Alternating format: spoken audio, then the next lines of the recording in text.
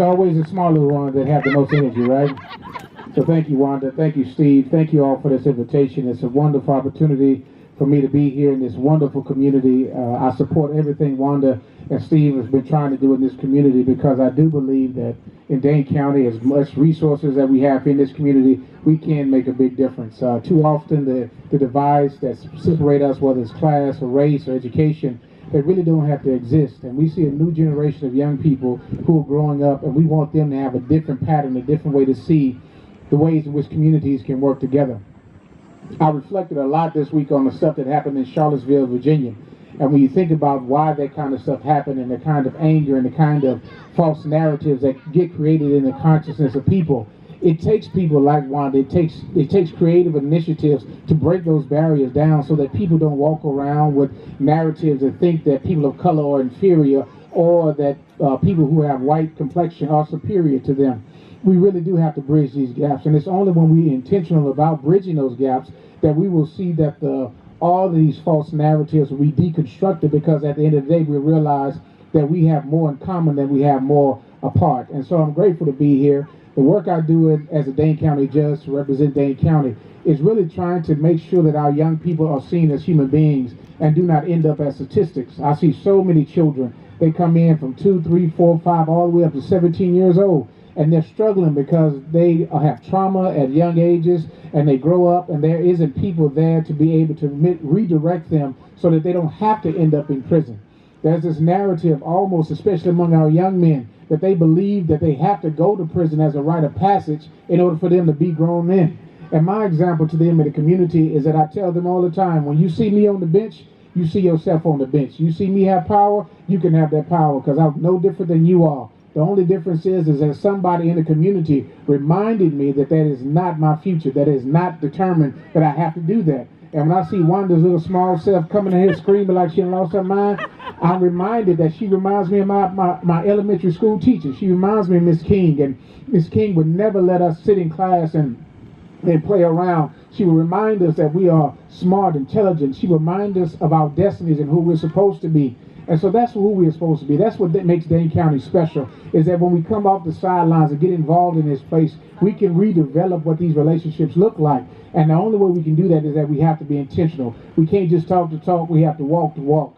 And there may be a whole bunch of reasons why we cannot find intersections of our relationships and our families together. But let me tell you this, the future of our community depends on us figuring out how to relate to one another. The future of our world depends on us being able to see through the shallowness of racism and classism and sexism so that we can build something that matters in the future. And that's what I think Wanda, and that's what I think our friends here are trying to do in this part of Fitchburg, and in Fitchburg on the north side or the west side or the east side, all interconnected, realizing that all of us have a stake in the transformation of our community. And if we step up one by one, 2 by 2, 3 by 3, community by community, another 5, 10 years, we will make sure that what happened in those other communities never happened here in Dane County. Y'all agree with that? Yes. Yeah, if we want to change the narratives of young black men not being able to graduate from high school, we have to change that narrative. If we want to change the narrative of being the worst place for African Americans in Wisconsin, we have to change that narrative. If we want to make sure that we don't lead the nation in disparate incarceration rates, then we can change that narrative, and it's up to all of us to do so. And so let me say this last thing. The one thing I pay attention to most as a judge is the child welfare system to the prison pipeline. I'm seeing too many of our children, and this is what I want to say here, there are too many of our children that are undereducated, no educated, trauma abused, and they float all the way around us, all around our community. And so what I'm challenging everybody who I talk to, whatever group I'm in front of, whether it's 5 people or 500, I'm telling them, when you see a child, treat them as though they are the most precious thing that you've ever seen before. Hug them, talk to them like they're smart, talk to them like they're intelligent. They don't need to be treated like you can just throw them away and make them invisible. No, every last one of them depends on our love, our attention, our care, our concern. And so if we don't want police to see them as enemies, then we need to make sure we treat them like the doctors, lawyers, kings, queens that they are destined to be, and make sure that every action we give them is to make sure that we treat them like that. So when they try to create policies that make our children get them in more trouble or have more tickets, that's when we step up and say, no, we don't need to do that. When they try to create policies that make sure that children end up spending more time in jail or have more time with law enforcement, we need to say that's not the paradigm we want. We want our children to spend more time in community with folks who see them, because we believe as all of us work together, then that's when we begin to create the community we want. We can only stop the prisons if we love our children up front. We can only transform the look of prisons if we educate our children up front.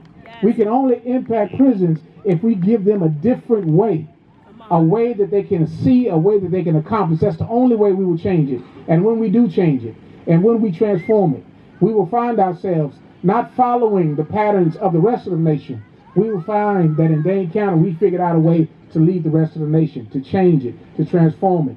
And I'm a living representation. As Wanda talked about, I came from a single mother home in Fort Worth, Texas.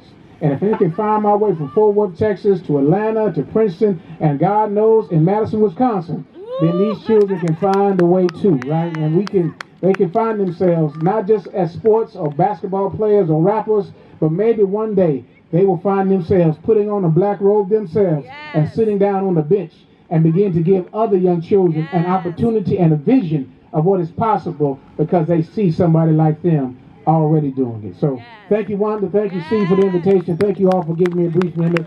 And I'm looking forward to all the great things that will happen as we begin to bridge these gaps. Thank you, thank you, thank you, thank you, thank you, and thank you again.